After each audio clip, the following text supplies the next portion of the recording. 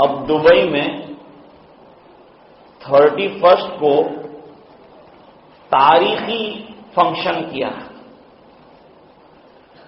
مسلمان خوش ہو گیا، ارے اسلامی ملک میں دیکھیے کیا ویلکم کر رہے ہیں نئے سال کا۔ کس نے کہا کہ یہ دبئی والوں کا سال ہے؟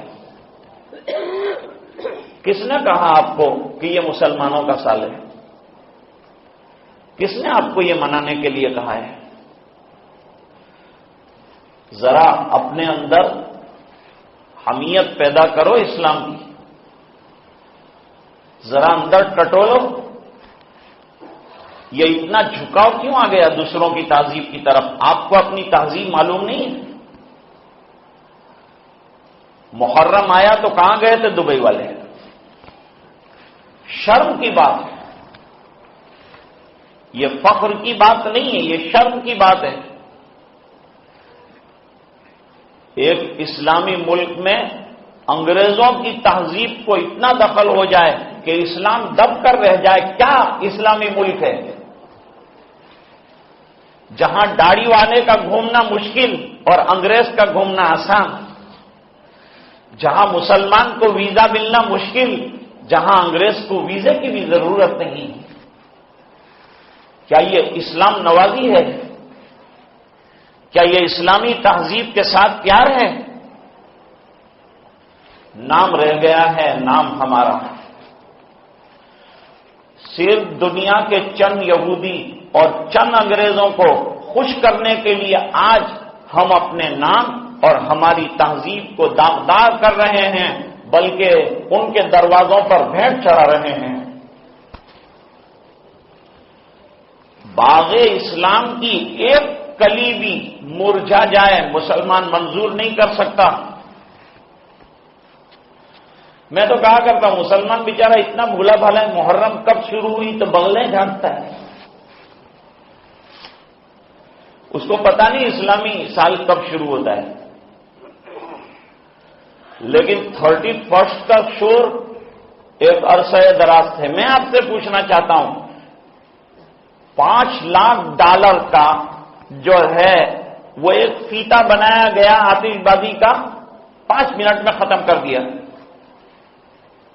کبھی خیال آیا ہے آپ کو؟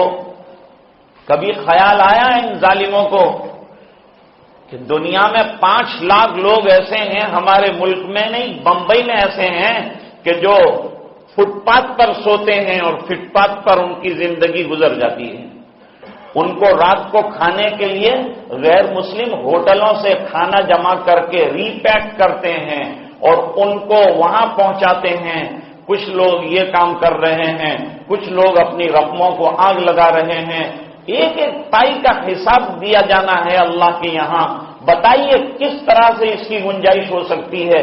اور ایسے اسراف کی اسلام کیا اجازت دیتا ہے؟ ایک بات تو یہ ہے کہ ہمارا قرآن اٹھا کر پھینک دیتے ہیں، حزب الاعظم اٹھا کر پھینک دیتے ہیں، گلے میں اگر تعویذ ہو تو توڑ کر پھینک دیتے ہیں، اللہ کے نام کی کتاب کو اٹھا کر یوں پھینک دیتے ہیں، لیکن اسی ملک میں شراب کی بوتلیں اور عورتیں اترتی ہیں تو ان کا چہرہ مسکرا رہا ہوتا ہے۔ ہمیں ایسی تہذیب سے کوئی اتفاق نہیں ہے۔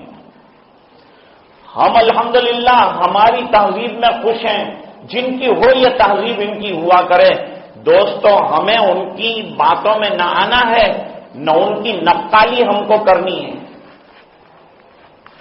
ہر جگہ نقل اچھی نہیں ہوتی۔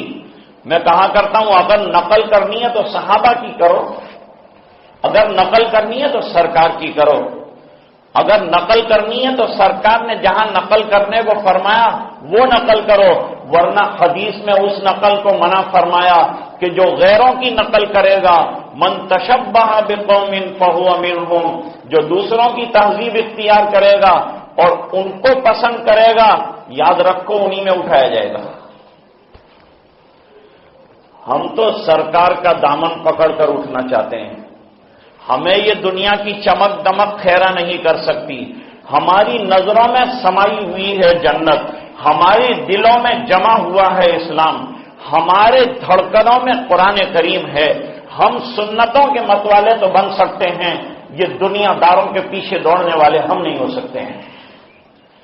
میں نے اس روز کہا وہاں کہ اس دیش میں 31 منانا اور کرسمس منانے کی کوئی گنجائش نہیں ہے۔ کرسمس منانے والوں کو ملک سے باہر پھینکنے والے ہم ہیں، پھر ان کی تہذیب کو ہم کیسے اپنائیں گے؟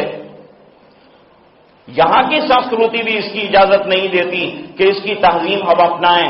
ہم اگر ایسا کوئی غلط کام کرتے ہیں تو اپنی نسلوں کے لیے بڑا غلط رہنما سبق چھوڑ کر جا رہے ہیں۔ اللہ کے یہاں جواب دینا پڑے گا کہ تم نے اپنی نسلوں کو نماز نہ سکھائی، ان کو سنتوں پہ نہ لائے، اور غیروں کی تہذیب اور تمدن کو گھروں میں تم نے داخل کیا اور چوک میں داخل کیا اور شہر کے آستانوں پہ داخل کیا۔ تم کیا دینا چاہتے تھے جبکہ قرآن کہہ رہا تھا اپنی نسلوں کو جہنم کی آگ سے بچانا؟ تم نئی تہذیبوں کے ذریعے اپنی اس نئی پوت کو کیا جہنم کے حوالے کرنا چاہتے تھے؟ کیا تمہیں اسلام سے اطمینان نہیں تھا؟ کیا تمہیں سرکار کی لائی ہوئی زندگی کافی نہیں تھی؟ کیا تمہارے لیے قرآن کافی نہیں تھا؟ کیا سرکار کی ارشادات تمہارے لیے کافی نہیں تھے؟ کیا باقی رکھا تھا بتانے میں تم کو کہ نظر غیروں پر چلی گئی تمہاری؟